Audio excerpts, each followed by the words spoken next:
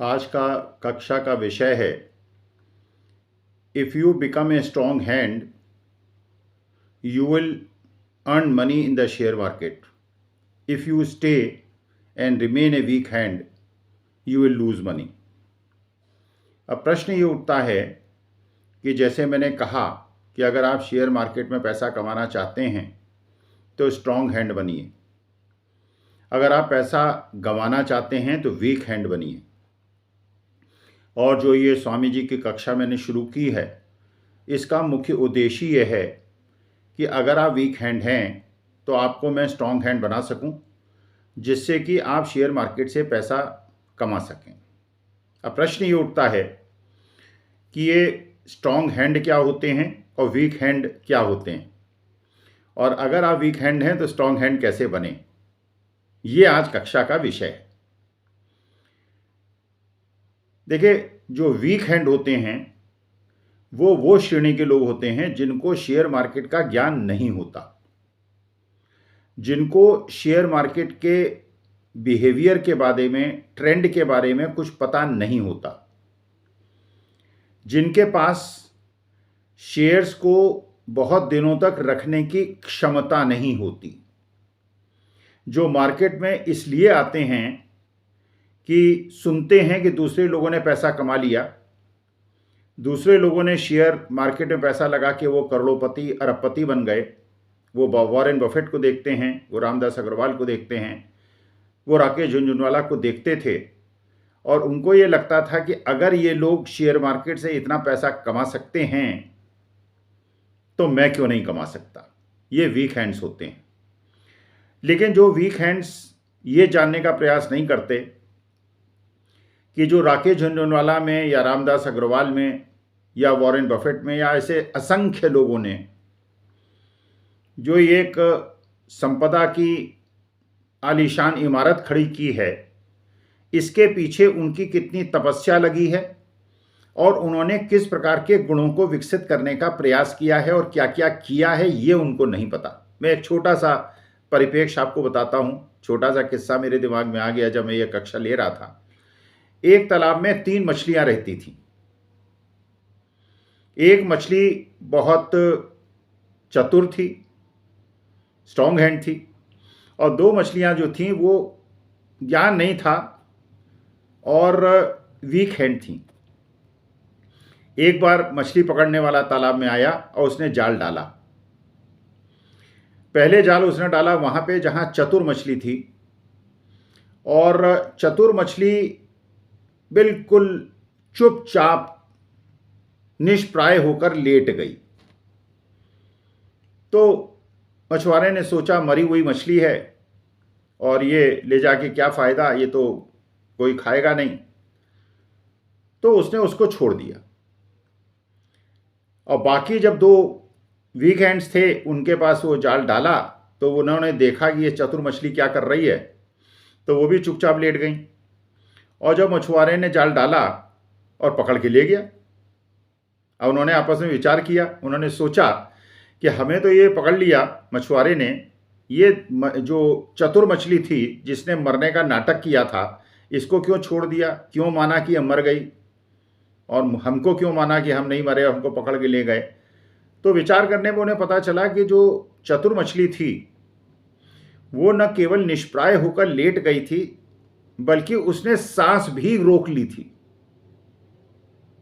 तो उसकी जो धड़कनें थी वो रुक गई थी कुछ सेकंड के लिए, उसकी सांस चलनी बंद हो गई थी क्योंकि उसने सांस रोकी हुई थी।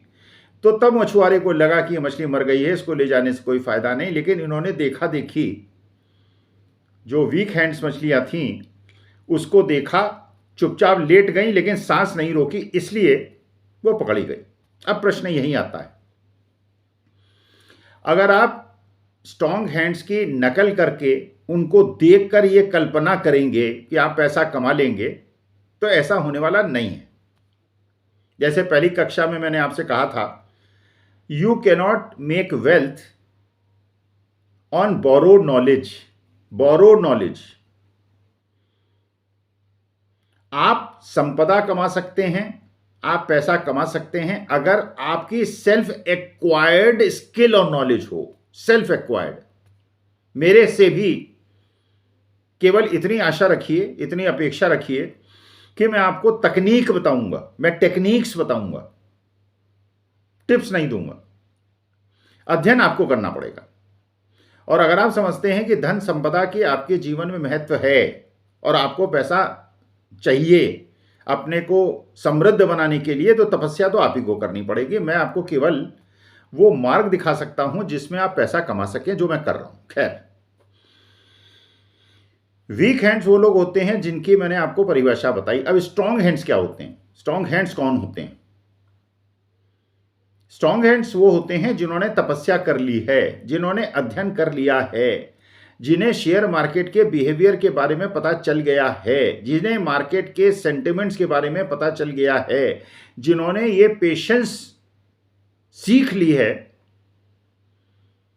कि जब मार्केट गिरता है, शेयर मार्केट गिरता है, तो खरीदने का मौका होता है, लेकिन कब खरीदने का मौका होता है और गिरने की संभावना है, या यहीं टिकेगा और ऊपर जाने की संभावना है, और कब ये अपने उच्चतम स्तर पे पहुंच गया है और कहां मुझे बेच के निकल जाना चाहिए, ये स्ट्रांग हैंड जानते हैं। उन्होंने स्व अध्याय किया है, उन्होंने अध्ययन किया है, और ये विशिष्टता, ये स्किल उन्होंने डेवलप की है कि मार्केट जिस स्तर पे है, क्या इससे नीचे जाने की ज्यादा संभावना है या थोड़ा सा और हो सकता है नीचे चला जाए, बल्कि इसके बाद ये अपने ऊपरी स्तर पे जाएगा।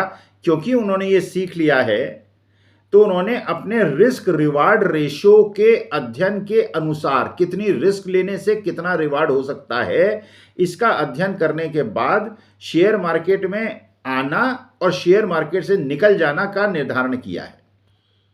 किस सेक्टर्स में आना, किस सेक्टर से निकल जाना, सेक्टर्स की भविष्य की संभावनाओं को देखते हुए किस कंपनी में आना और किस कंपनी से निकल जाना, कौन सी सेक्टर अपने बॉटम पे पास है और कौन सा अपने टॉप के पास है। जब बॉटम के पास है तो खरीदना, और जब टॉप के पास है तो निकल जाना।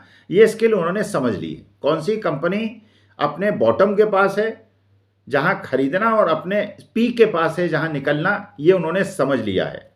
और वो अपने शेयर्स का रोटेशन करते रहते हैं। ऐसा नहीं कि पोर्टफोलियो बना लिया चुपचाप बैठ गए। जब उन्हें लगता है कि एफएमसीजी सेक्टर का पीक आ गया है, तो एफएमसीजी सेक्टर को छोड़ देते हैं, और उन्हें लगता है कि इसी समय मेटल सेक्टर का बॉटम आ गया है, तो वो मेटल सेक्टर में चले जाते हैं।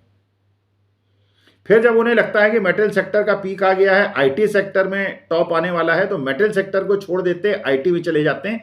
तो इस प्रकार जो शेयर मार्केट की ट्रेंड है, उसको देखते हुए बॉटम के पास खरीदना और टॉप के पास बेचने से वो पैसा कमाते हैं। ये स्ट्रांग हैंड्स होते हैं।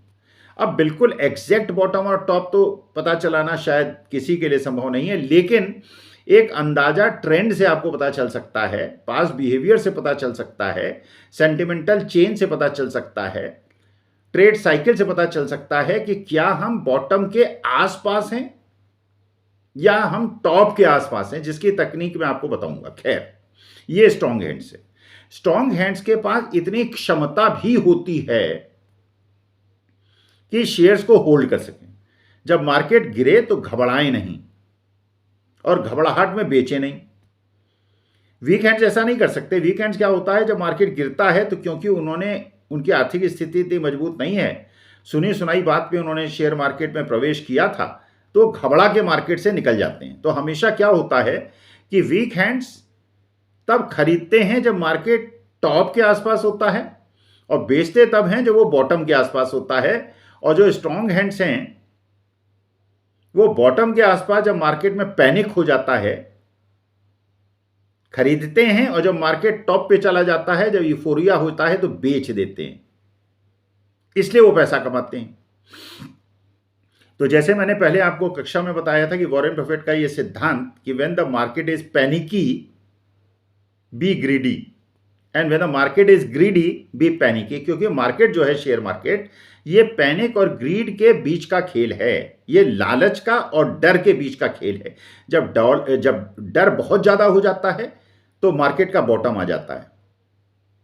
जब मार्केट में बहुत ज्यादा लालच आ जाता है तो मार्केट का टॉप आ जाता है। ये सिद्धांत और लोगों का सेंटिमेंट और किस इंडस्ट्री में खरीद हो सकने की संभावना है, जो वातावरण में इंटरनेशनल और नेशनल एनवायरनमेंट में जिस प्रकार के चेंजेस हो रहे हैं, सरकारी नीतियां किस प्रकार से बदल रही हैं, इसका अध्ययन करके वो किस सेक्टर को फायदा होने वाला है, कौन ऊपर चढ़ेगा कौन नीचे गिरेगा, इसकी संभावनाओं का अध्ययन करके वो शेयर मार्केट में निकलते हैं और आते हैं। ये स्ट्रॉन्ग हैंड्स होते हैं। और जो बिना किसी ज्ञान के केवल ज़्यादा पैसा कमाने के चक्कर में और तुरंत पैसा कमाने के चक्कर में शेयर मार्केट में आते हैं तो वो पैसा गंवाते हैं। तो जो मेरा उद्देश्य है वो ये है कि हमें वीक हैंड नहीं बनना है। हमें बोरोड पैसे से, हमें उधार लिए हुए पैसे से शेयर मार्केट में इसलिए नहीं आना है कि हमें बहुत ज़्यादा पैसा कमा के निकल जाना है। हमें अपने पैसे भी खेलना है, जो हम रिस्क ले सकते हैं। जितने पैसे के डूबने में हमको कोई परेशानी ना हो, उतना पैसा ही आपको शेयर मार्केट में लगाना चाहिए। और जब आप अभ्यस्त हो जाएं, जब विशेषज्ञ बन जाएं, जब आप सीख जाएं, तो थोड़ी रिस्क और ज़्यादा ले सकते हैं, लेकिन बेवजह की रिस्क लेने की आपको कोई आवश्यकता नहीं है।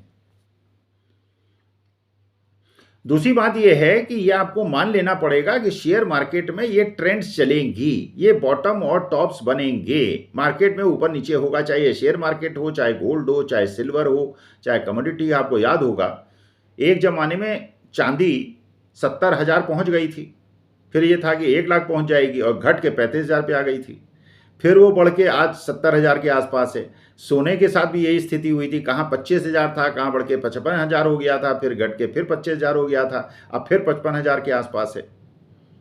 ये चलेगा। तो अगर आपको उन फैक्टर्स का पता चल गया, अगर आपको उन तथ्यों का पता चल गया, उन सिग्नल्स का पता चल गया जिसकी वजह से और इकोनॉमिक एनवायरनमेंट में जो चेंज हो रहे हैं उसकी वजह से कब गोल्ड बढ़ेगा, कब सिल्वर बढ़ेगा, कब गिरेगा, कब शेयर मार्केट बढ़ेगा, कब इंटरेस्ट रेट बढ़ेंगे घटेंगे, इसका अगर आप अध्ययन कर लेंगे तो आप स्ट्रॉन्ग हैंड बन जाएंगे और आपको पैसा कमाने का मौका मिलेगा। और अगर आप वीक हैंड बने रहेंगे, अगर आप टिप्स पे जाएंगे, अगर आप लोगों की राय पे जाएंगे, उनके ज्ञान पे निर्भर करेंगे, तो आप पैसा लूज करेंगे।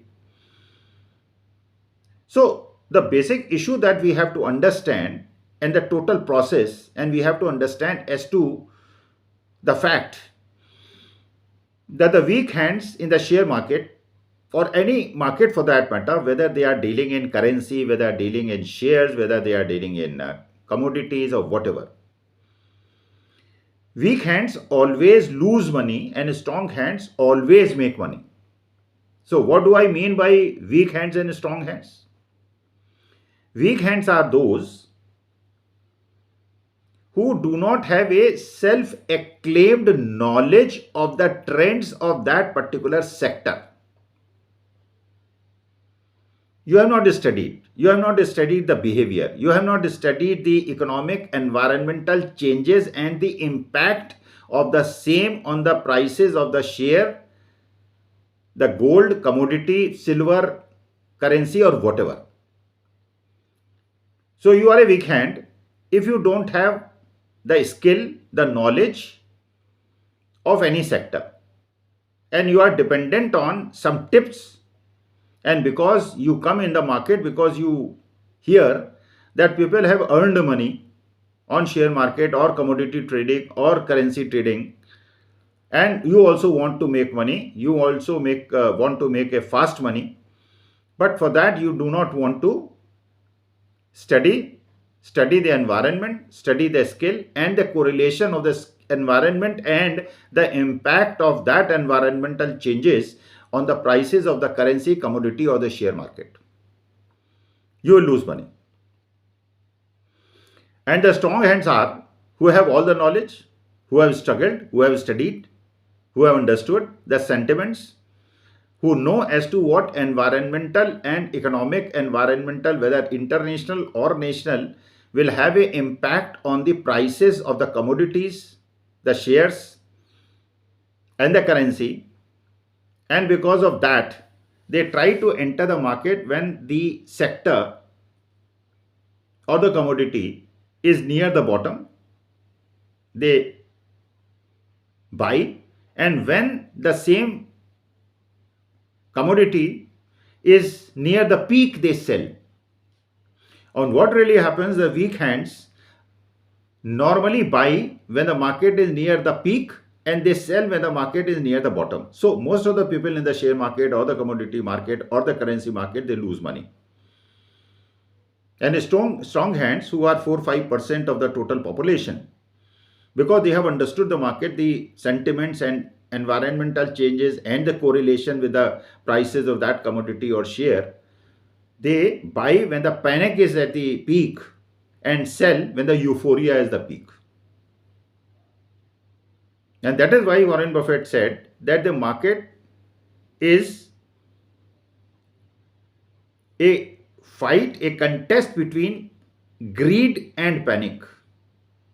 And that is why he said, when the market is panicky, be greedy. And when the market is greedy, be panicky. And you have to understand this. You cannot make money, you cannot make wealth on borrowed knowledge. This has to be self-acclaimed. This has to be self-earned. And money will only respect those who have a respect for the money. You cannot waste it.